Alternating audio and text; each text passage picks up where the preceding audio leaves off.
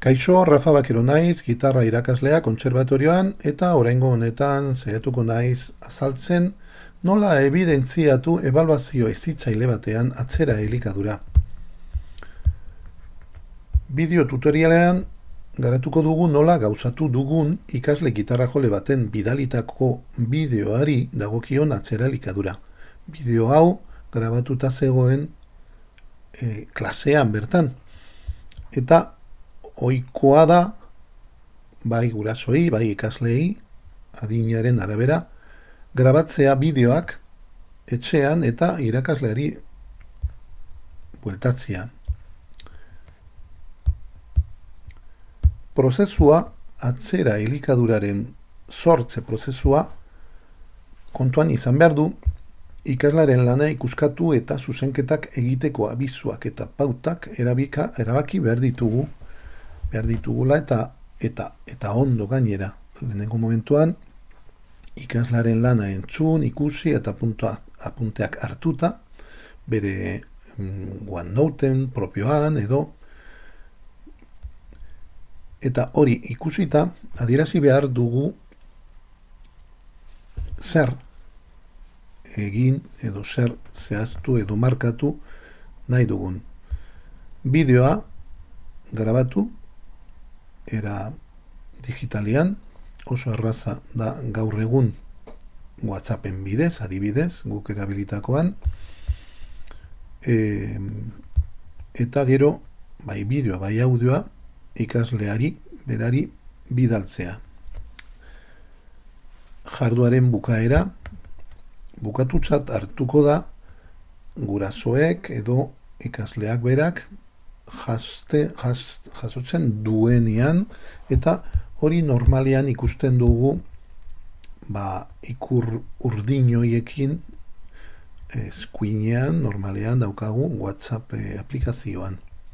Horrek esan nahi du jaso eta irakurri duela edo zein bidalitako fitzategia.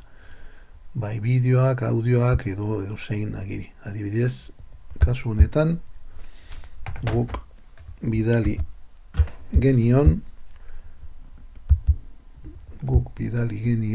bideoa eta audioa. Bideoan eta audioan grabatzea eta bidaltzea zenbait abantaila eta desabantaila badu. Musika egiteko erabiltzen diren bi zentzumenetan oinarrituta dago ikuspena eta entzumena, hori bai dela abantaila handia.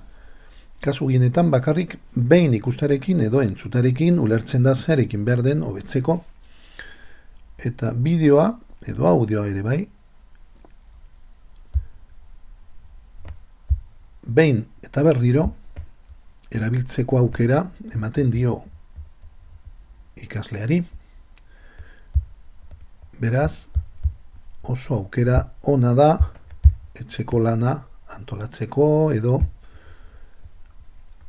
izateko argi zeintzuk ziren irakasleen oharrak eta gomendioak. Desabantailak ikaslearen adinaren arabera agian gurasoek hartu behar dute ardura tresna digitalekin jorratzeko, etxean bereziki telefona dimentsuak, edornagailuak eta zaretan sartzeko dakigun arazoak eta erabilera murrizketak askatzeko edo babesteko. Hurbiltasuna ere galtzen da, ez gauden ez pertsonalki, aurrez aurre, galtzen dugu berotasun hori, eta aukera, kontaktu fisikoaren aukera, konprobatzeko adibidez, giharrak adibidez, tentsioa nola dagoen, eta hori bai dela importante musika hezkuntzan, musika ikastetetan. Audio formatoan, era berean, ¿Qué estamos haciendo? ¿Cómo se llama esta técnica? Ligado. Hause zen, ligado klasean ascendente. egindako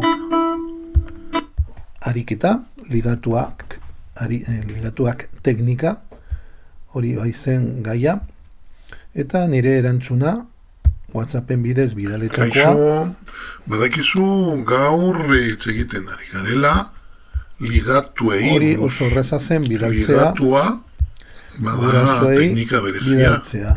Egin duguna, Eta klasean egin azkenean duguna, hartu eta nuen bereziki ikusi dudana audioa, da behar duzula bidali laguntza nion, eta bereziki sakatzen nuen ariketa batzuk botoia, egin behar eta dituzu. berehala aitak jaso etxean, zuen, eta hemen ikusi aitarekin, genituen berak bi badaki ur nola, urdinoiek, bai, bukatutzat klasean ikusi hartu genuen duelako, eta jarduera nerekin audioarena. Era berean, joratu genuen bideo formatoan egindako jarduerakin. Eta kasu honetan, bidalitakoa zen bideoa, non ni neu abertzen nintzen, azalduz eta adibideaz bai eskuinarekin, bai atzamarekin, edozein sokakin ere, nola jorratu behar zuen ikasleak teknika berezi hau. Eta labur bilduz, kontu handiz jorratu behar dugu atzera elikadura polita eta baliogarria lortzeko. Gaien arabera eta denbora luzapenaren arabera ezberdinak izango dira atzera elikaduraren lorpenak. Ikas prozesuan balio handia du atzera elikadurak. Klasean irakasleek egindako azalpenek beste balioa du tresna digitalen bitartez atzera elikadura sortzeak, batzutan gehiago. Eta atzera elikadura sortzeko tresna digitalen hautaketa ondo arrazoitu eta ikasle bakoitzaren gana zuzendu behar dugu. Lan hau ondo egiten badugu, ikas prozesua arindu eta sakondu dezakegu. Tresna berriei beldurrik ez, lan sakona eta baliogarria egin nahi badugu gure ikaslekin, aukera paregabea izan dezakegu gure aurrean. Horrengora arte eta eskerrik asko, segun arretagatik.